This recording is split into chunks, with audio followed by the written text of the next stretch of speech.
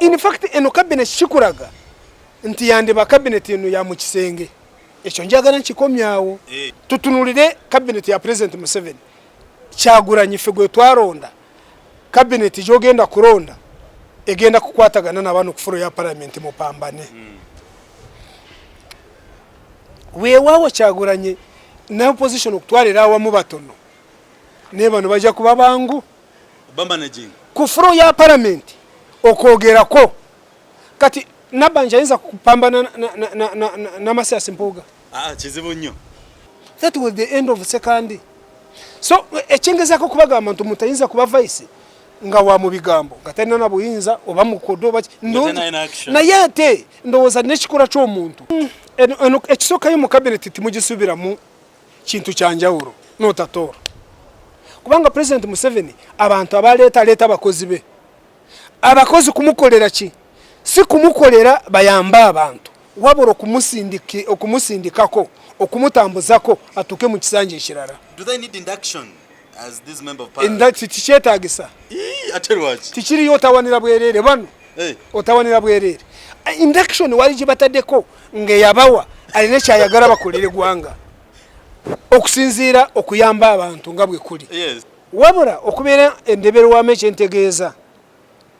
abana Uganda baba bulijo bagara berabe mu government nkweze kigambo mira bwe weraba mu bwo tuyagarura ngabwe fanagana so government ebera nga mira abana Uganda bagara berabe mu ngeri satu esoka berabe mu ngeri ya dini eyokubiri berabe mu ngeri ya region eyokusatu berabe mu ngeri ya tribe adabu nabagamba nti ababadde bampita moro kitufu nange nkimanyi abadde bampita moro naye ekisinga obukulu ku nsi kuno bwe budde yarayogera oluzungu yagamba time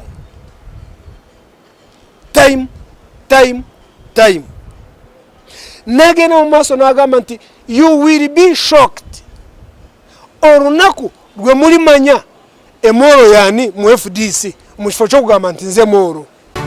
Alright, mikono jaffe na Flash Light Channel Uganda mwebale nnyo kwekumira ku mpewo mwebale ddala tusiima omukama bulambu bwatuwadde fena tubatumiddeko mu abali Bulaaya mu abagudde mu bintu tubatumiddeko bannange kyaddaaki bucyangalira dubalwa mindi kiwedde naye bagenda tufuga mu ngeri kinga tuli mu COVID-19 nga batugaddewo abamu bafusaba minisita ba COVID basemanyi mukulu ya Rugaba Uganda isanyusa ate Uganda yo yeewunyisa kyaddaaki mukulu tibuhabulwa cabinet yamaze kugisomera ensi list ya fulumi naye byonna byakoze ya byewunyu eno cabinet ya yewunyisa ojogera ko kinga gwe magenso erisoli omukolo tugabe walaba program je twabaddeko juzi wale ebintu bayogera ebirimu ko ku Bobi Wine ba cabinet ministers munnange byatukiridde ebimu togamba nti ebimu byatukiridde byonna teri kinayogera era abantu abamu bagala kumanya ebyogera kati you can revisit the previous video and see so nze ndi musanyufu kubanga kumpi bwe banjogedde ebintu 1999 mbiraba era olusi bitukirira now yes kyaddaaki Mr. Museveni ne nsoka kuramusa mikwano jange bali yeye bweru nabali mu Uganda mbaramusiza nnyo kubanga feedback njifuna ya amanyi nnyo mwebali nnyo kutuwagira wangu kuraba kwamwe kwegebuwagizi mwebali nnyo mwebali ddala. Now kyaddaaki cabinet ngabwe nakugamba yesterday but one nti tachali okora in week tesobora kugwako nena kusatu tezawedeko abada na kuleta cabinet now cabinet ya president Museveni ngenda kujegera munga mungeri nga satu naye kisoka ndowooza kasoka tufuna independence titufunanga ko president akoze cabinet efanagana ko bweti okufanagana k'obweti ntegeeza ki kisooka mu ngeri ya genda kubanga kumpi eno y'abakyala ekyokubiri cabinet eriddaalo I think this one will be the dullest cabinet since independence. You see, we are Ugandans. Twemanyi. Oteekayo omuntu nikugamba nti yotawanidde bwerere. Aliyo nga kiri bweki. Era nze seewuunyiza nnyo. Nze kasita nalaba president mu campaign nga aba advisors be atadde alonze ba Buchaman.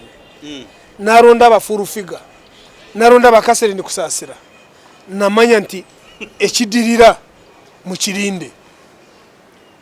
Can you imagine? Atende yesebyo.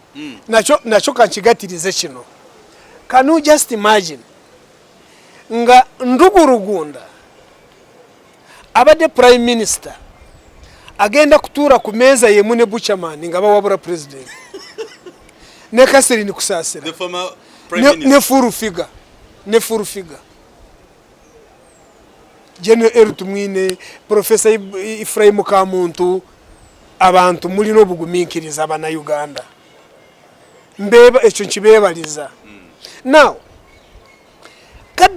cabinet eno nyangu nnyo okutegeera. Naye nyangu nnyo ku muntu yeefumiitiriza nga nze. Na abana Uganda bo kati abangi ojja kusanga bali ffe baatuwadde ki onu ffe tibaatuwadde tibamanyi cabinet eno etegeeza ki ereranga ki. Now cabinet eno gwoba oyagala n'okugimanya n'otegeera na Uganda nga bwefaanagana n'okusingira ddala gavumenti eno otunula obutunuliza omuntu omu leader of government business. The prime minister yabeera eriiso ly'eggwanga. In fact yabeera eriiso lya government. Saba minister. Ruth Nabanja. Robina Nabanja. Kakati lazima really. Nobwo ife abamumanyi bw'oraba nga president oyo gwawadde ebibuuzo bijja bingi naye nga answers tono. Now vice president Jessica Rupo ngenda kumwogerako bitono lwansonga niba wange awaka otiddemu bawe obadde kankubuulire bawe we are neighbors at home. Erinnya kandireke bwe twakora wamu bwe twasoma wamu. Jessica Rupo vice president. Yes, so waka nubwo nabagenze kukola akabaga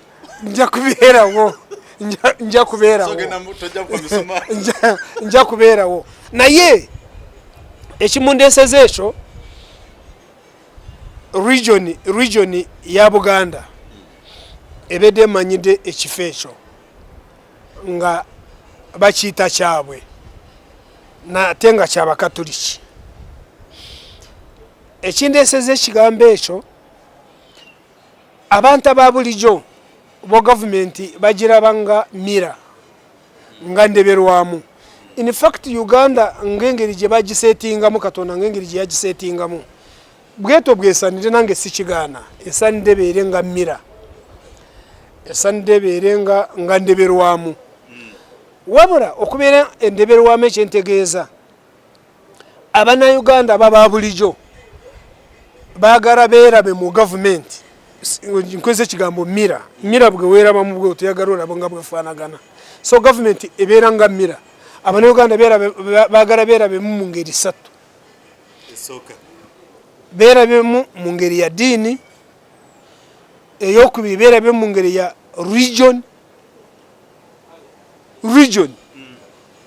ey'okusatu beerabemu mu ngeri ya tribe mawanga. Nze ndi Mukiga, nze ndi Munyankore, nze ndi Muganda, nze ndi Mururu, nze ndi tufunyeemu ki mu cabinet. abantu ordinary people we batunulira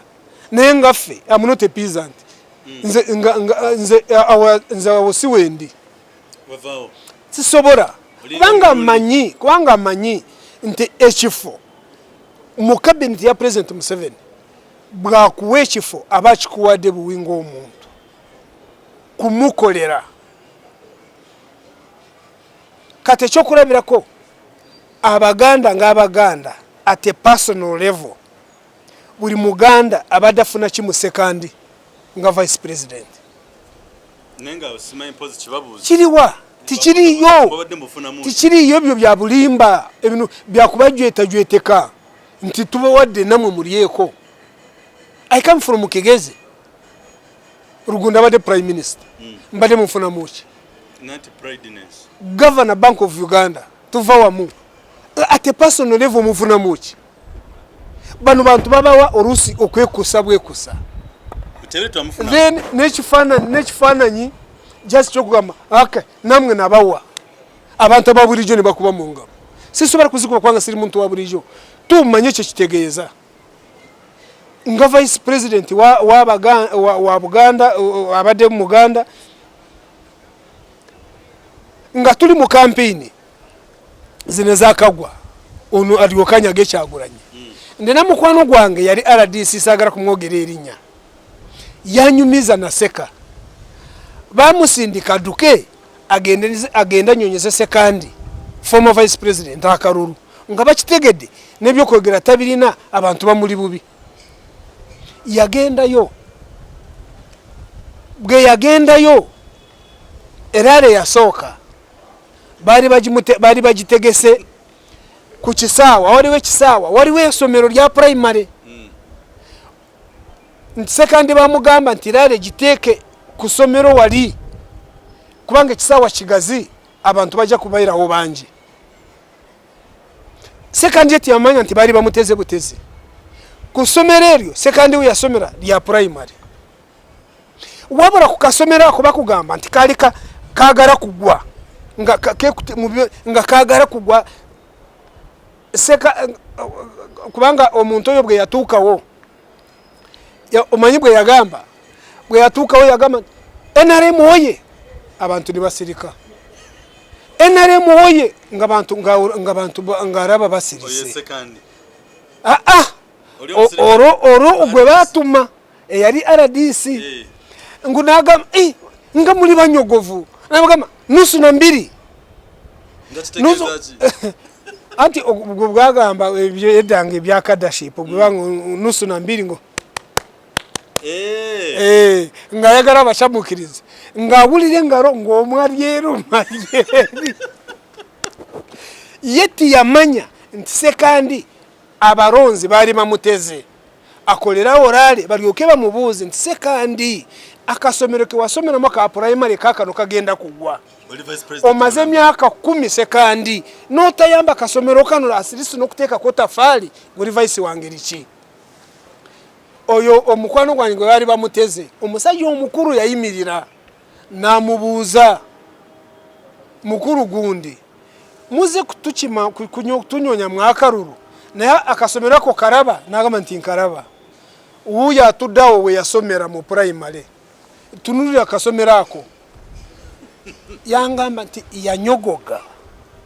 bwe yakatunula bwati yanyogoga enkeera ziwera 12 nakwata emotoka nakomawo. That was the end of second. So ekingezako kubaga abantu mutayinza kuba vice nga wa mu bigambo gatalina na buyinza oba mukodo baki na yate ndowoza nekikula ky'omuntu nange kenyine ku primary we nasomera nateeka ku tafali beda tuyogedde ko kikandabe naye ndi wanasoma wali bulungi kabalega so ngoraba second sikugeya ovuddeko nayo badumu nafata gambika. In fact let me tell you kasoka President Museveni abeera mu bukulembeze titufunanga ko vice omunafu ali dormant nga sekandi tabeeranga nawo abantu bangi ekifo kino mu kijoga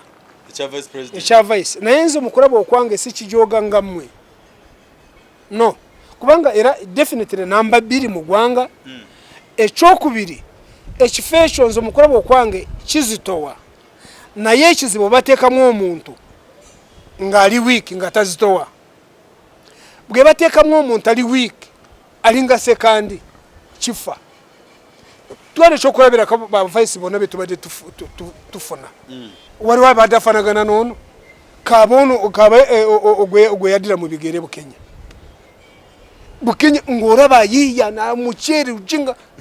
ng'alina bapambanira yes so ono abadde simple dormant nga oba atalina creative ye nga ayeberedde mu bibye naye nga bamutaddawo obuteesi lwa diini ye nga bwe n'abagambye nti gavumenti ndeberwamu akwatiridde abakatuliki si mu Buganda mwokka no mu Uganda yonna naye nga ndaba ekyo nakyo kiba kyakiguumaaza ekifo kyagala service delivery yekola ekifo era omuntu yakola ekifo so si kifo kumukora abantu ekyo bakibalema kutegeera yes ekifo gwokikora so si kifo kukukora so sekandi yalinda nti ekifo kimukore nibigaana now ako kalese nga kabayiza we tutunulire cabinet ya President Museveni Kyagulanyi ffe gwe twaronda cabinet gyogenda kuronda egenda kukwatagana n'abantu ku furo ya parliament mupambane weewaawo Kyagulanyi na opposition okutwalira awamu batono ne bano bajja kuba bangu ku furo ya parliament okwogerako kati Nabbanja ayinza kupambana na Masasi Mpuuga kizibu nnyo banange oba in fact eno cabinet kikulaga nti yandiba cabinet eno ya mu kisenge ekyo njagala nkikomyawo saagala ngende wara tugenda yeyo mchemba jagala okwebuza kola the same thing eno cabinet gwenga bogiraba are we likely to see choyo digedeko chinti service delivery eriensi oba tugenda kufendera vice versa of service delivery in this 11th under this new cabinet eno ekisokayo mu cabinet timugisubiramu kintu kyanjawulo notatora kubanga President Museveni abantu abaleeta abakozi kumukolera ki si kumukolera bayamba abantu wabura okumusindikako okumutambuzako atuke mu kisanje ekirala. Do they need induction as this member of parliament? Tikyetaagisa tikiri otawanira bwerere bano otawanira bwerere induction wali gibataddeko ngeyabawa alina kyayagala bakolere gwanga okusinziira okuyamba abantu nga bwe kuli tikiriyo. President Museveni tabeera ku service delivery abeera nakugamba Kenya waliwo enva baziyita sukuma week is that green years omuntu azigura just nga za week zokumumazawo week sukuma week kati ne President Museveni abantu baronda ba sukuma kisanja yes ekisanja kigende in fact gwonyonyereza nnyo n'olaba President Museveni nzo mukuraba okwange ne cabinet eno nga bwefaanagana si ya mobilization si ya kugamba nti mu kisanja ekijja kyetegekedde in terms of mobilizing the wananchi nti bamuwa akalulu. Omukuraba okwange President Museveni takyanyonya akalulu n'otatoro ndowooza mukuraba okwange ye amanyi bumanyi nti akalulu akafuna mu ngeri ye akafuna mu Nabbanja ayinza nga prime minister Nabbanja ayinza kuyita ayinza ku presiding over Kayindo Tafiire ayinza kumusamoninga kani Nabbanja samoni Kayindo Tafiire oba jimu muwezi otandikirawo so ebintu bya President Museveni ng'olaba aliyo kintu kyenakomeza omukubo ningamba nti yandiba eno cabinet yandiba mu kisenge munamu mwongezeko ebyammwe ndowooza zaawo saagala kubagamba ekisenge kyawa tu eno cabinet bw'ogitunulira n'engeri gyagikozeemu Abannayuganda mwekabire mu ngeri ya byabufuzi kubanga ogenda kulaba nti kumpi abantu bali ba seniors bonna kumpi President Museveni yabateeka ku ttaka n'aleeta bano barugojanye abaleese kukola ki bango wali umuntu gwategeka nga tayagala abantu ba seniors bamubuzenga ebibuzo bingi nga bona bapya barugojanye ngori abasinga mu seniority mu kumanya nkulava kuba ekirara waliwo ekintu nze ekyenewuunya abana Uganda mu byafaayo bayizemu obutayiga bayizemu obutayiga really kadaga mu kampini jo lyabaramu ng'oyagala obwa speaker obadde ogamba nti sisobola kukwata yadde n'obwa vice kubanga obwa vice mbumanyi temuli njagala mfune ekifo ekyange kino kyembadde ekyemanye kyeneebegerako olwaleero okkiriza n'ofuuka minisita abantu baffe kadaga si musoga maze ngenda kukinyonyerezaako ono mukazi yandebanga si musoga kubanga abasuga batugamba nti balina emputu yetalina ono bakukakanyiza ngeri kikadaaga n'ofuuka minisita wa East Africa owaganye ba vice president anti oraba nti Kadaga abadde namba 3 mu ggwanga agenda ku reporting ewa Nabanja gwabadda oli abadde mu reporting naye mwe bantu mwe gwe mutuuka mu State House munu mulya muki ekibaleetera oba muwunga buwunzi ekibaleetera okubeeraawo ng'oluusi timukyalowooza nze singa nabadde Kadaga nabadde ngenda kamuli nintuura nimpumula ebyobufuzi bamwadde appointment nga tamanyi ekyo nze sisobola kukisaagala kukwebuzaabuza as of now by now actually yali badde yagambye nti no era the same thing nkiteeka n'okurugunda ng'obadde prime minister n'ogamba special envoy ekyo kiki naye rugunda yo bwatyo bwali oluusi president yamumanyira muzanyisa banga dole amuteeka eno n'amuteeka eno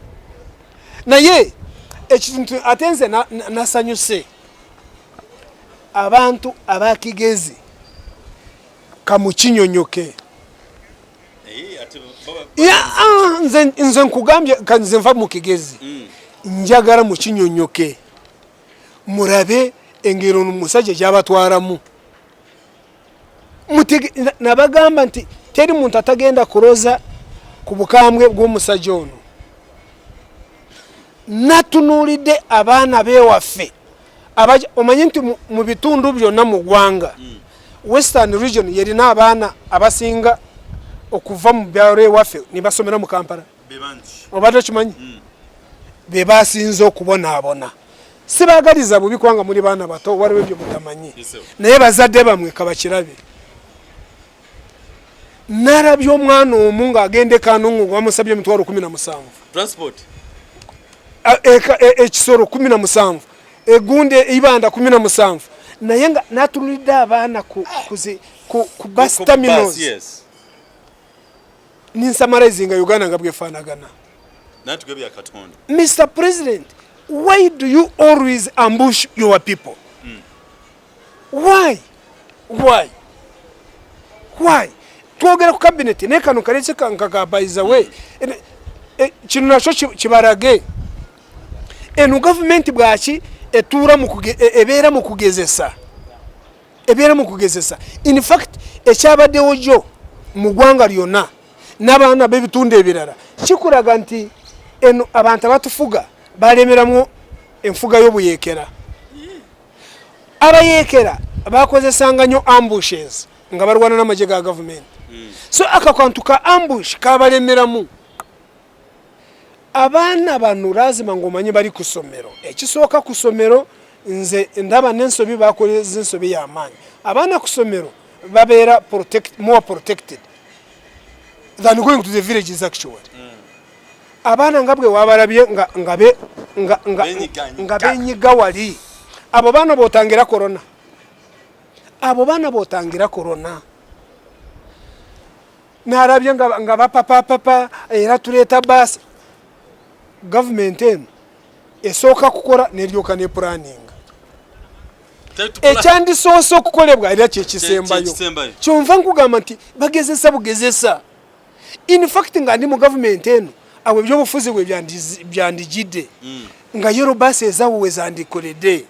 neziraga eryanyi yes ne batwara abana nigamba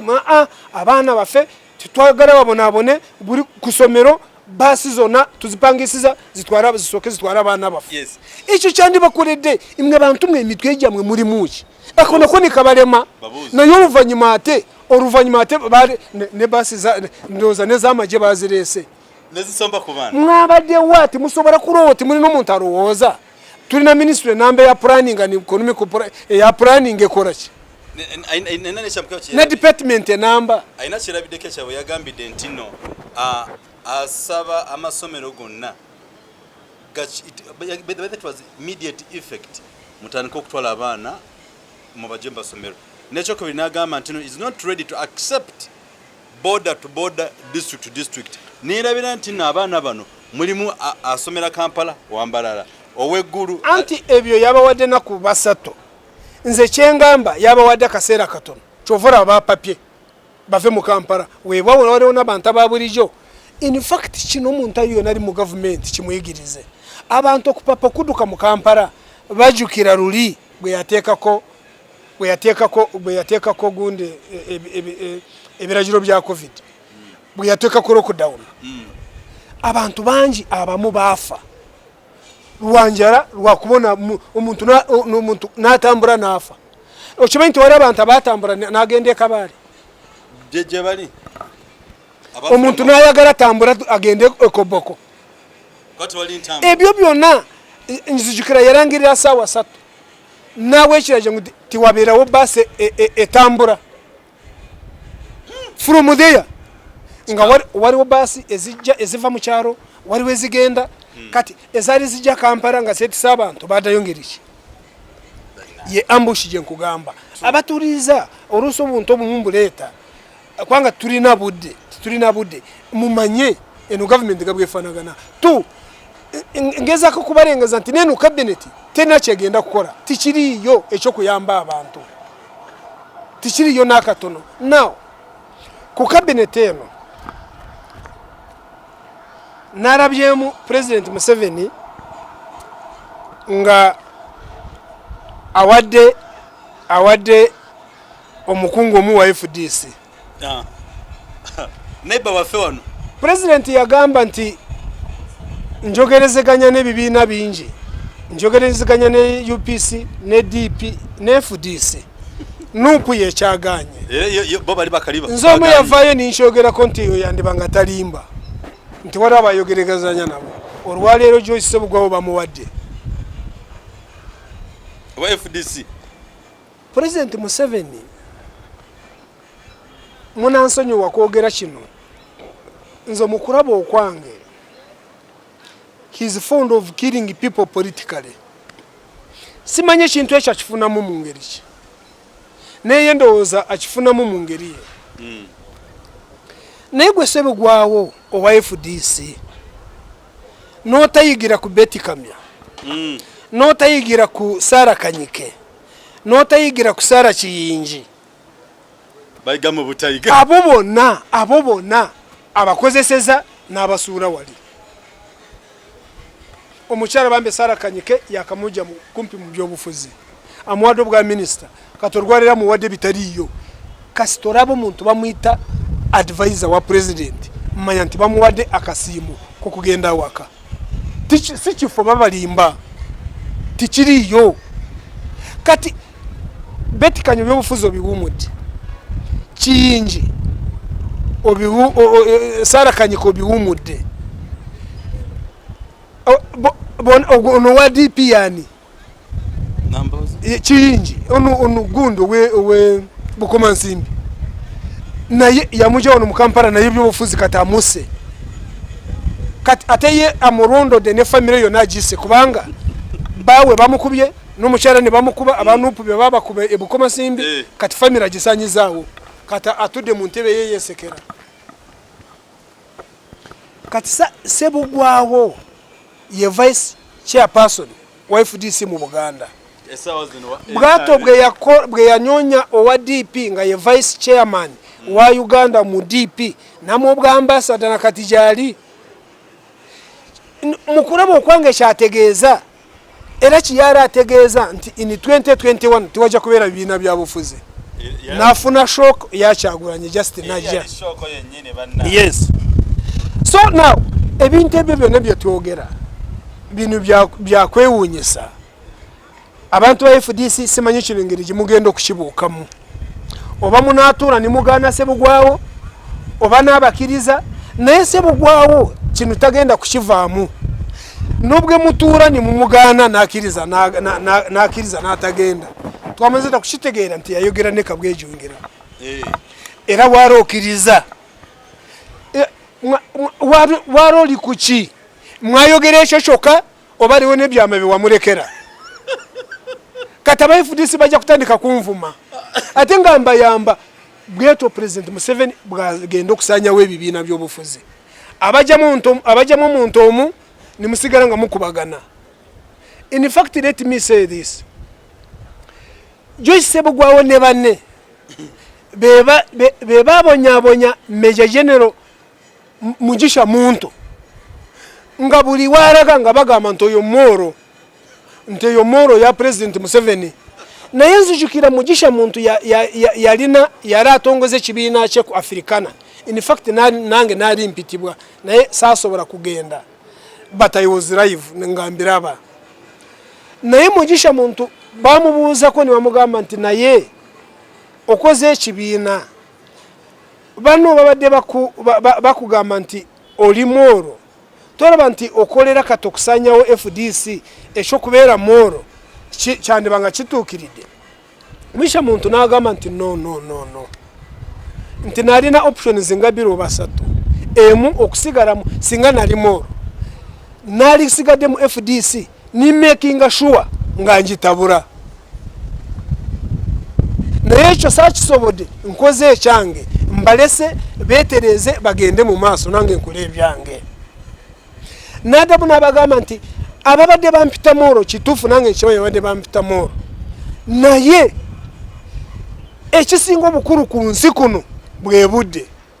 yarayogera Oluzungu yagamba time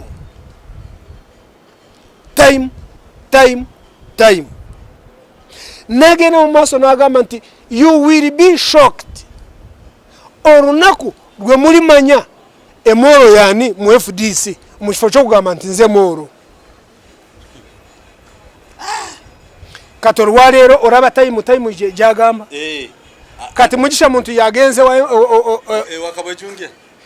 olumu Mugisha Muntu oyo yari akola kampini y'obwa President General bwa FDC yari awakana nnyo yari kumbira nyino ne Nandala Mafabi n'omubono aluddewo nga Secretary General wa FDC eyari akulira kampini za Nandala Mafabi bamuyita Major Ruranga we wafeeyo naye Major Ruranga y'omu ku baakulemberamu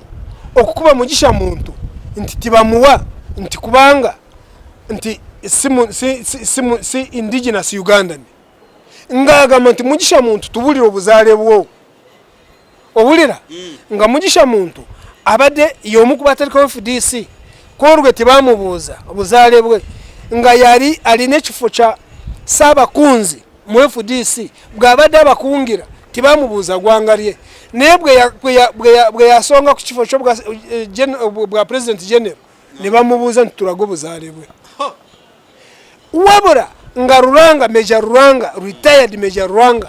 nga agamba Mugisha Muntu ntoluti mumuwa Moro olwaleero Major Ruranga ali Rudawa y'omu ku bakola ne President. In fact yamana na mwaka mulamba nga yes nga Mugisha Muntu agamba nti time olwaleero Major Ruranga yaddayo wa President Museveni. Ndeeta bino mwabampuliriza abantu ba FDC nze nduddewo nga nkyogera kubanga nabalaba embeera zaabwe mu kampini ng'obalaba embiranye gye balina oba nefutwa gye balina ku Kyagulanyi ng'omulaba mu kifo ky'okuwa Kyagulanyi akalulu afazaali akawa Museveni. Kino kyeraga bwerazi egindi ewaffe Rukunjiri egye babadde bamaze kukwata mu ngalo abasinga obungi ba FDC baddeyo wa Museveni era Museveni Rukungiri yaddamu n'ajeza nayo chovura ba Major General Mugisha muntu amuwadde ekirabo namuwa n'obwa minister bwa security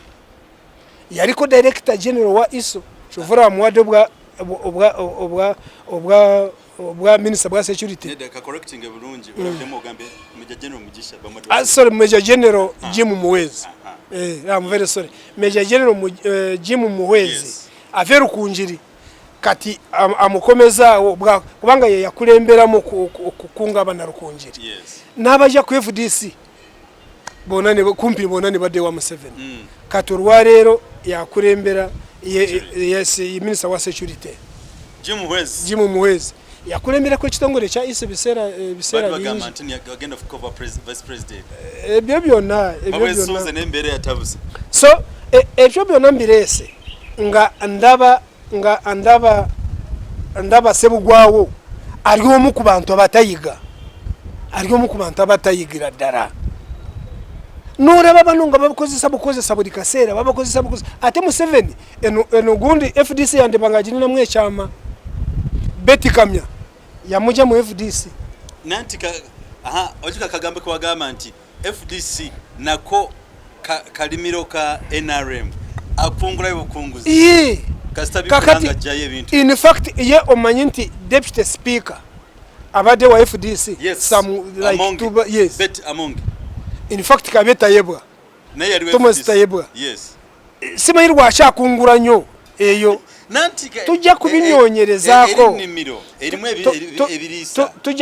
tujja kubinyonyerezaako mpora turabe President Museveni kyategeeza weewawonza omukumanya okwange FDC abakola FDC lazima abangi baali banansiko nga baali babadde ba President Museveni oluusi bwe baraba bintu nze mukulaba okwange bwe baraba nga ebintu biganye nga bagamba bwa kiseedira yeeka kayimba kawusoni bugembe kakola nga bugemba bakyalira ng'ayimbamu akayimba nga bajjukira mbiro nga baddayo now nga tumaliriza eno cabinet timugisuubiramu kintu kirala n'akatono tikiriyo katonda jatukyali nze kyentunulira okulonda abantu abafanagana bwe bati kumpi barugojanye waliwo omuntu ogwategekera aina gwazimba yes bonna abaze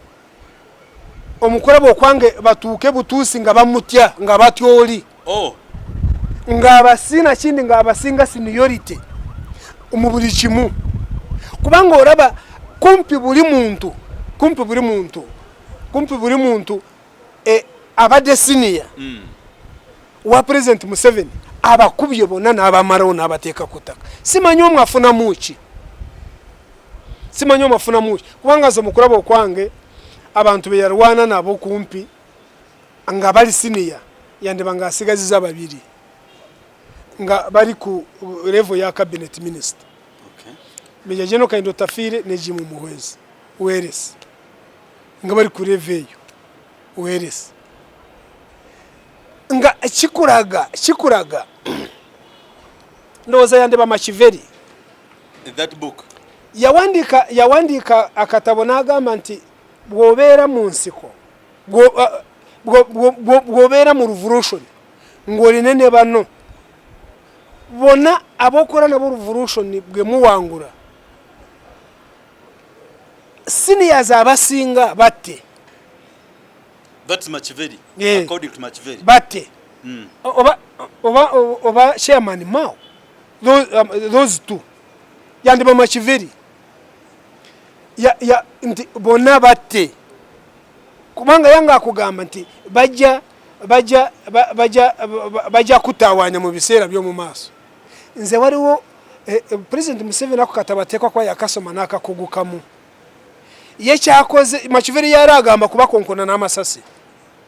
nayo ne kyakoze abakonkonye politically abase politically kutaka raba bamugenzi Kategaya raba bamanyamushega raba babirandisari raba mama Mbabazi uyo Rugunda agenze naye bibyo ne byonjogera abasigadde ebweru nibatamanya nti nabo enkeera bajja kubakora bwebo ate nibadukirayo oyo yesebo gwawo basibudde kantu ako juzo akogera ku speaker Kadaga bwe bakuba amama Mbabazi ngaseka neno oraba kuja ko ate mwana wa torete sha mama Mbabazi. Yes, I cannot tell really what transpired. Ne amama Mbabazi nga bwe mpulira bwa bayaganye okudda mu government. Yes, nzo mukuraba okwange kye kisingayo obukuru nosigaze kitiibwa kyo gwe rowozaamu nga Mbabazi aze namuwoka tugambo bwa vice nenga prime minister ye Nabanja ayogera atya naye nabanu bonna abaana boora babano banu kati nga Mbabazi ajawa in fact nerugunda bandi banga bamuyambye nga oyogere nabo otya okiraba now eshabuganda cyo mwerabire Buganda yo kumpi oraba ajise wabali yona najiteka in fact nebusoga it is only Bunyoro and Western and Northern beba funye mu kintu kino era yoga Nabanja Robina beda Nabanja Robina ewaffe eri ku kyalo wagwa ali Robina Banja kakumirawo Munyoro akati wotudde wano nange bwe ntudde wano kye kitwawula ko abantu naraja bamunga bagamba nti Muganda wow timumanyi oli Munyoro yenyine sina mufuruki. Yes, original Munyoro Robina Nabanja bawa mchala musafi bebanyoro bano abetumanga amanya g'Abaganda. Yes, edanga babavumanga abanyoro abo nga tibagara kwetuma namanya g'Ekinyoro Abaganda bali bagenzeeyo nga ekitundu kibali babawadde. Yes, nga barabo kuyitirinya ly'Ekinyoro oswara nanyumyamu n'omu Omunyoro omunangamba nti ibwe kibuwagiza mu 7 yabawa he brought back their identity. The Bunyoro. Yes, abantu abo nti kubanga naye yali n'erinnya ly'Oluganda nga Munyoro yenyine siriwo. Okimanyi Rwabwogo Munyoro? I will find out. Yes, I will find out. Yes, sagara kushigenda munyo kubanga ali mu first family kubanga aliwe birere byemanyi sagara kushigenda mu kubanga I highly doubt. Okay, yoga Nabanja kabalega bafunye mu mizibu gy'ebinyo gye bakichazo bakimi mati akasajja yasigaddewo kikutegeeza nti president kye yagamba nti obubi bufubika mu Ministry of Finance ogwajeyo sagara kumwogera yandiba nga muranze ekyo namuteeka wali mbasibudde owai aha eno cabinet nange sinaba kugitegeera naye nga omukama ajja bayamba oba mabudde basiga tugamba toli bukulembeze buva eri somewhere bona very Katonda batu bana basaze ngense Uganda tugamba nti for God and our country obanga cheche kibaddewo kale katambe n'embere eriwo n'emikonja ffe mwena tubagala nnyo mwebale kutwagala mwebale kubeera nga mugoberera mukuberuga balaka kesta kubulidde wali omukulu bamuyita Mafikani Tours and Travel batugamba nti nanyimirwa nnyo bwoba oyogera muramusiza wawa no Kampala nangamba era agenda kutuwa esente sina sente agenda kutuwagira tumulangireko era nagamba ajja kubitotanga program tutegeeza abantu naye jali business ajimaze myaka 20 Tours and Travel agaba ticketi kakati ngaggo omusajja omugongo kuluma ayinza okuyuza ticketi ekutwala ebungereza netumugamba bakujanja birano munange ba Uganda bizibu bayinza okutwala ebulaya notakomawo n'olwensonga eyo era mukulu Mafikane tukwaniriza era advert sira very soon era tugamba tuzo mulabako nako oba wiche eno yonna ajja kujja era ajja kulaba kirungi tukwaniriza sebo ku mukutu gwaffe webale kubatu webale kutwagala banafa kumata kumira mpeera tuyanza tuyange yo cabinet 2 mugumu omukamange mubezi waffe tusinkane ate orundi